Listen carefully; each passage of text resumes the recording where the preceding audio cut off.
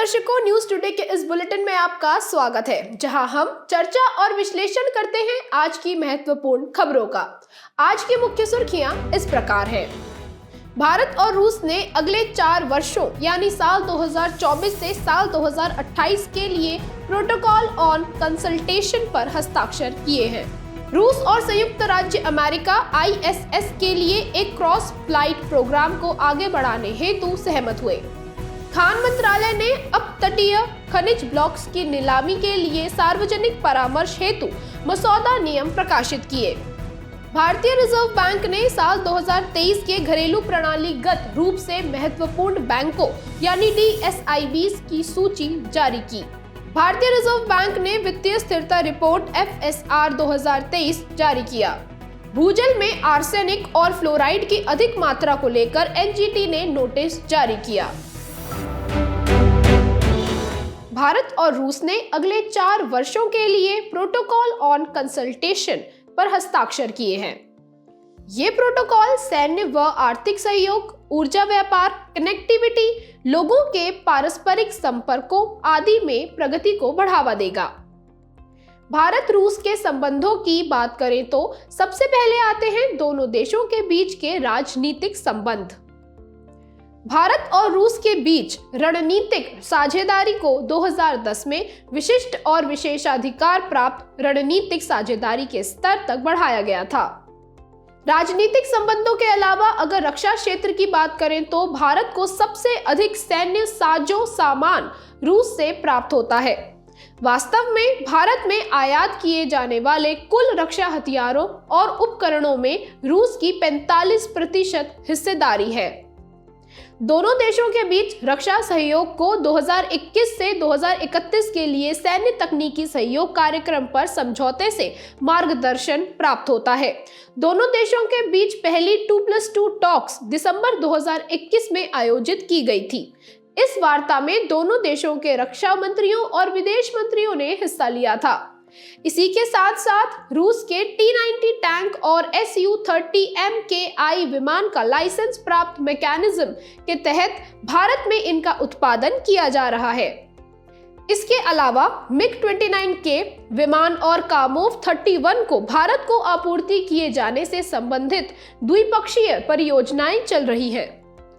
कुछ समय पहले तक दोनों देशों के बीच रक्षा सहयोग में जहां रूस विक्रेता और भारत खरीदार बना हुआ था, वहीं अब दोनों देश रक्षा उपकरणों के विकास के लिए संयुक्त रूप से अनुसंधान, डिजाइन और उत्पादन पर ध्यान केंद्रित कर रहे हैं।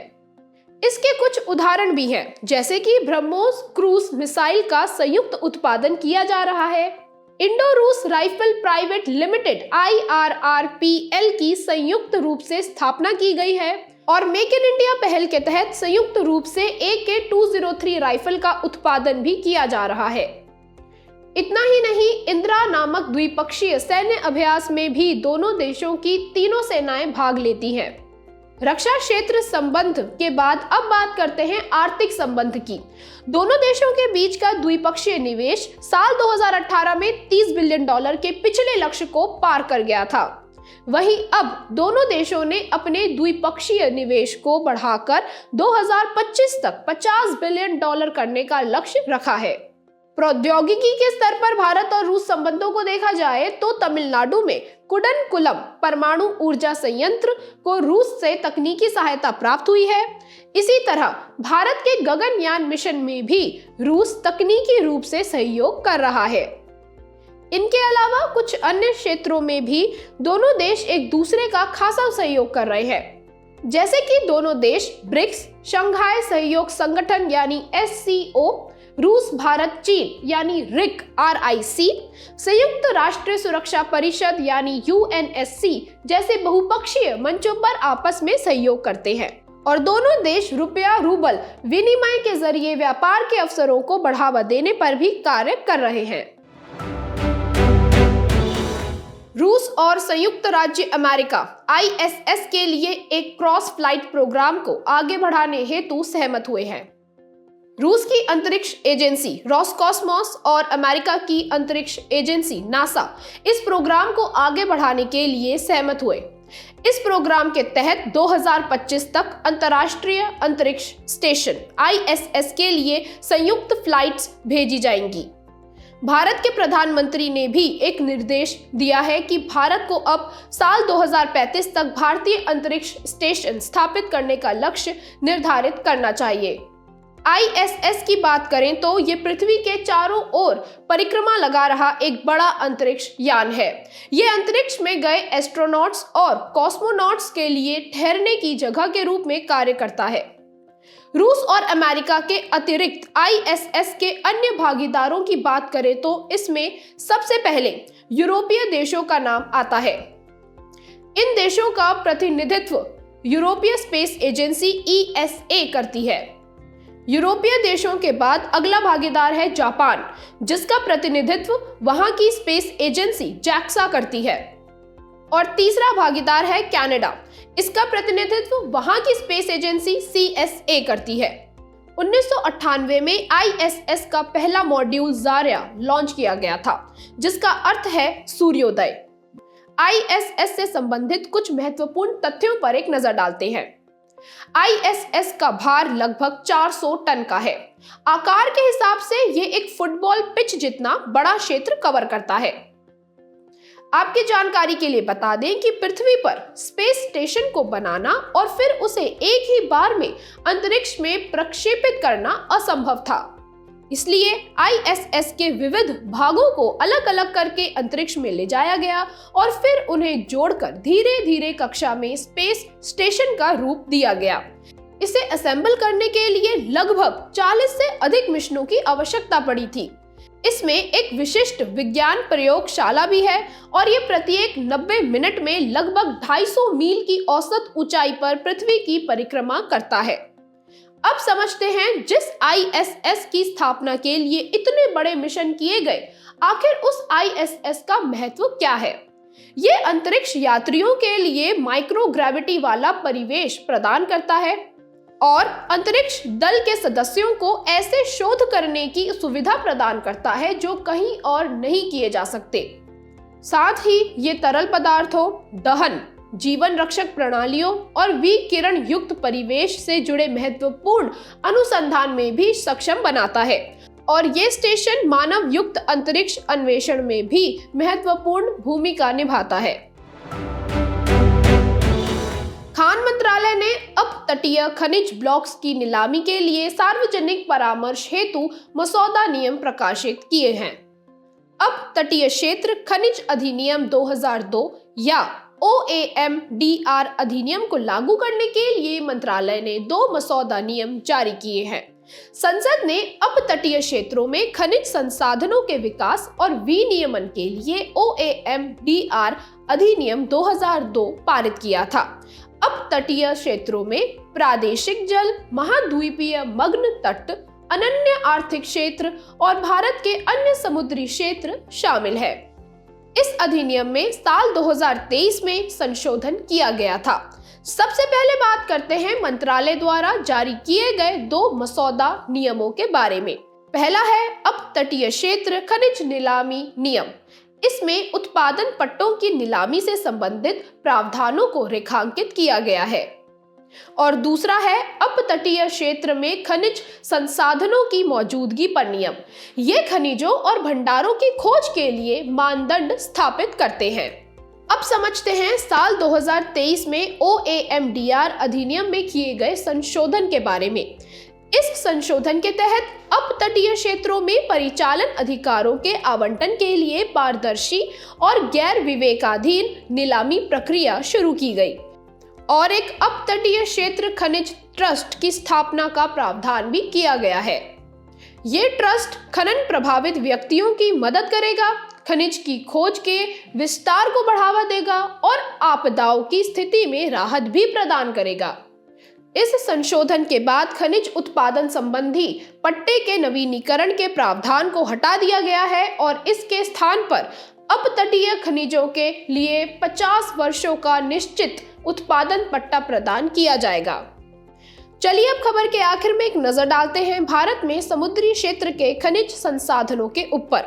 गुजरात और महाराष्ट्र तटों के निकट EEZ के भीतर लाइम मड यानी चूना गाद मिलती है। केरल तट के निकट निर्माण ग्रेड की बालू पाई जाती है। वहीं ओडिशा, आंध्र प्रदेश, तमिलनाडु, केरल और महाराष्ट्र के आंतरिक मग्न तट और मध्य मग्न तट में भारी खनिज प्लेसर्स पाए गए हैं। भारी खनिज प्लेसर भंडार जलोढ़ खनिज या चट्टानें हैं जो नदियों द्वारा बहाकर लाई जाती हैं।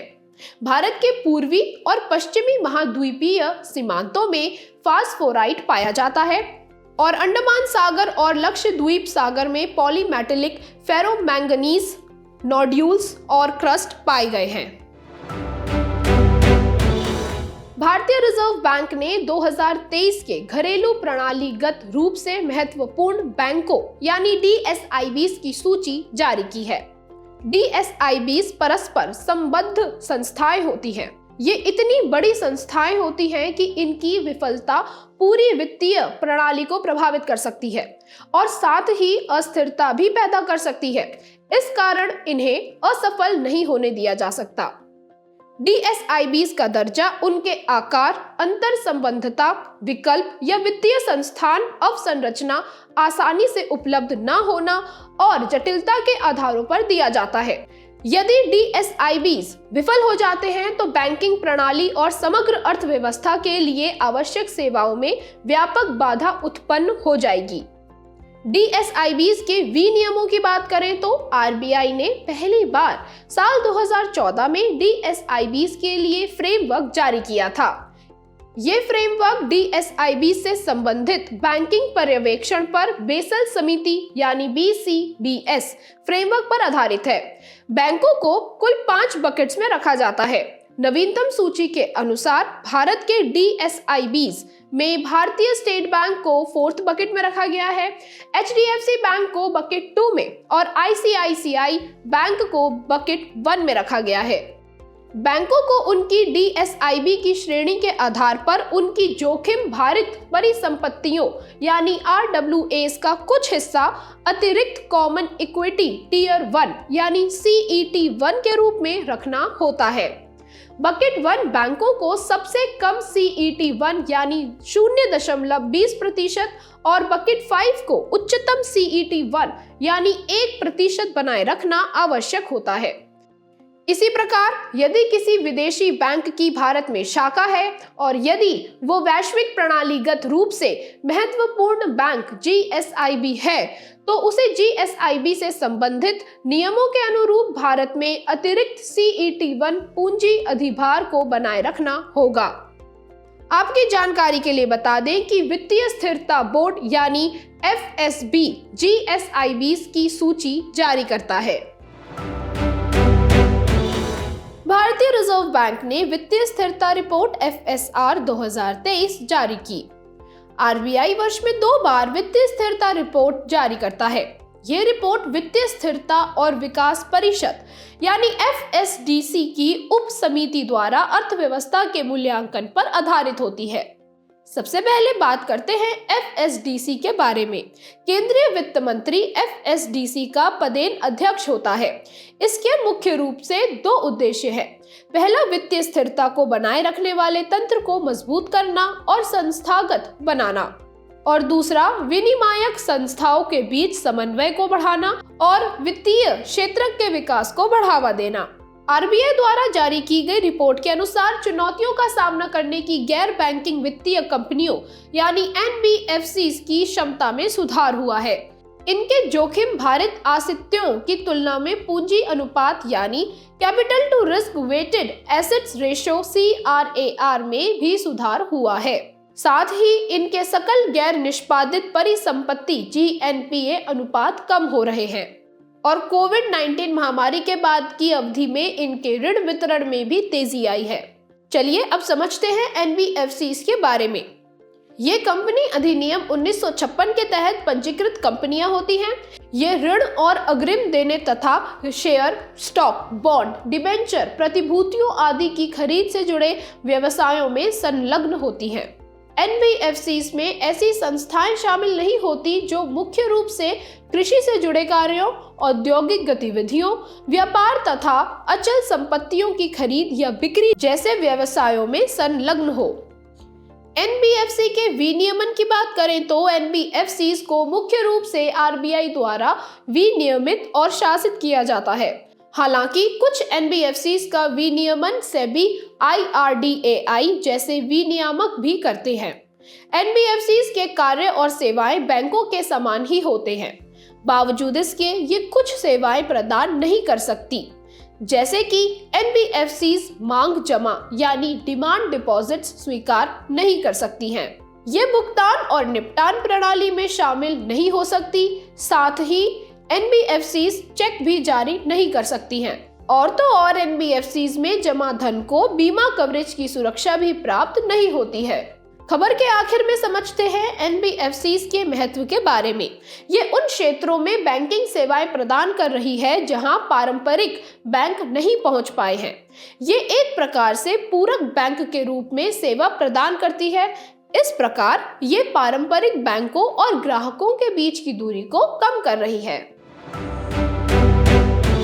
भूजल में आर्सेनिक और फ्लोराइड की अधिक मात्रा को लेकर एनजीटी ने नोटिस जारी किया। भूजल में आर्सेनिक और फ्लोराइड की उच्च मात्रा को लेकर राष्ट्रीय हरित अधिकरण एनजीटी ने 24 राज्यों व 4 केंद्र शासित प्रदेशों को नोटिस जारी किया है। खनिज द्वारा भूजल के संदूषित होने के लिए उत्तरदायी प्रमुख कारकों को मानव जनित और भूगर्भिक में वर्गीकृत किया जा सकता है। सबसे पहले बात करते हैं मानव जनित कारक की। इसमें उद्योग, सीवेज, अपशिष्ट, लैंडफिल, खनन जैसी गतिविधियां शामिल हैं। और दूसरा भूगर्भिक कारक में वे प्राकृतिक कारक शामिल हैं जो मुख्य रूप से शैल जल की अंतरक्रिया के माध्यम से उत्पन्न होते हैं। लेकिन ऐसे में पेयजल में अनुमेय सीमा से अधिक खनिज की मौजूदगी स्वास्थ्य संबंधी खतरे का कारण बन सकती है। इसके कुछ उदाहरण भी हैं, जैसे कि नाइट्रेट से ब्लू बेबी सिंड्रोम हो सकता है।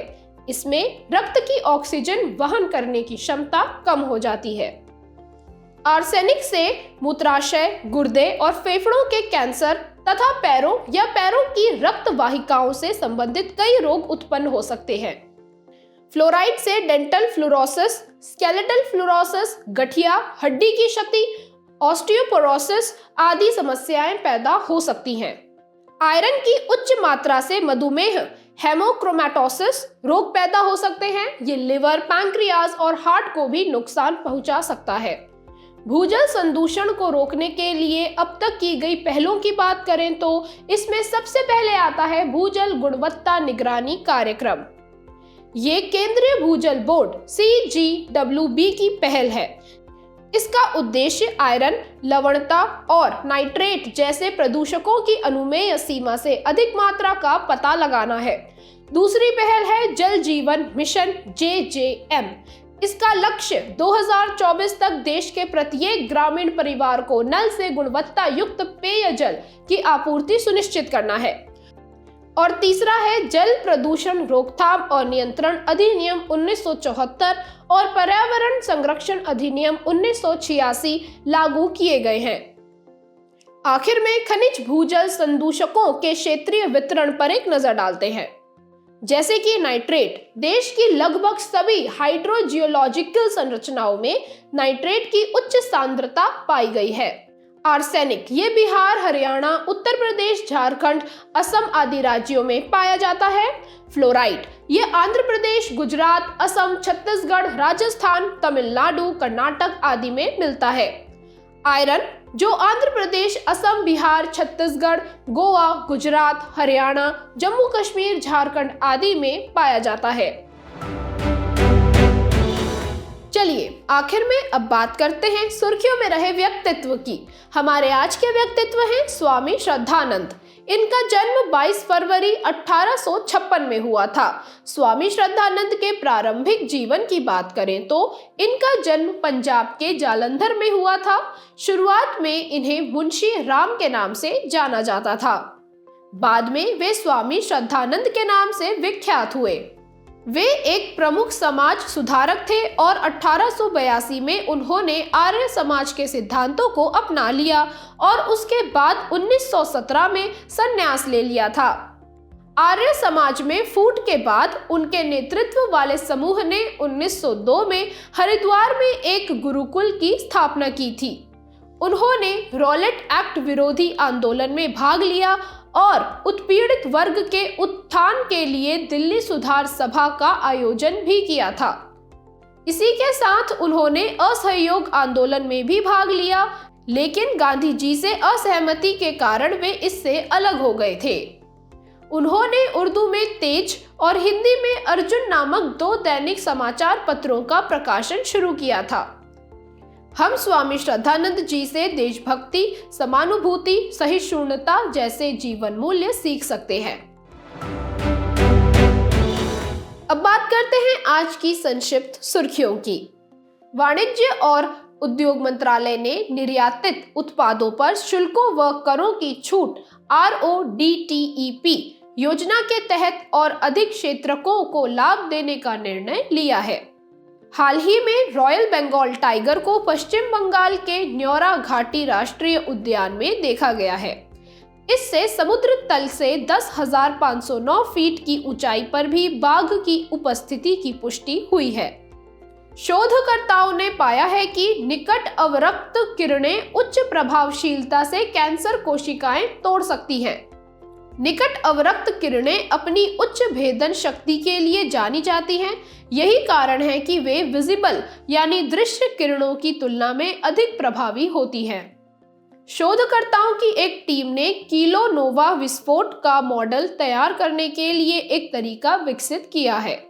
केंद्रीय प्रत्यक्ष कर बोर्ड ने स्पष्ट किया है कि ई-कॉमर्स ऑपरेटर्स द्वारा स्रोत पर कर कटौती यानी TDS के प्रावधान ONDC जैसे multiple ecommerce operator model framework पर भी लागू होंगे।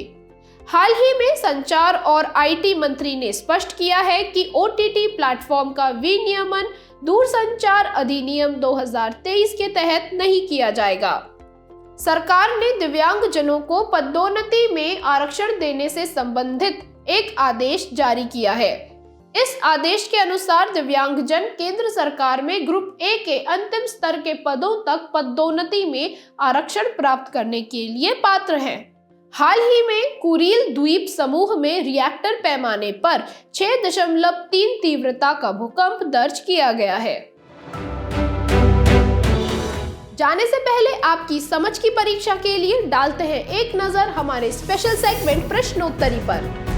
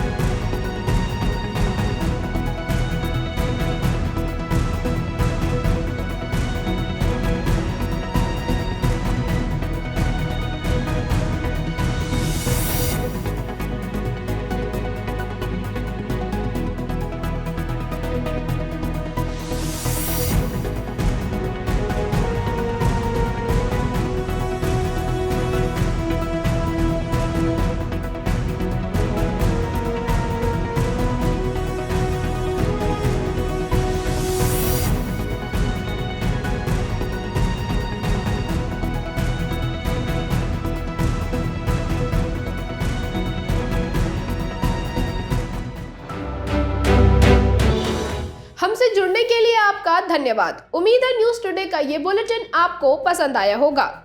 न्यूज टुडे की PDF को डाउनलोड करने के लिए और आज की क्विज के उत्तर के लिए डिस्क्रिप्शन में दिए गए लिंक पर क्लिक कीजिए।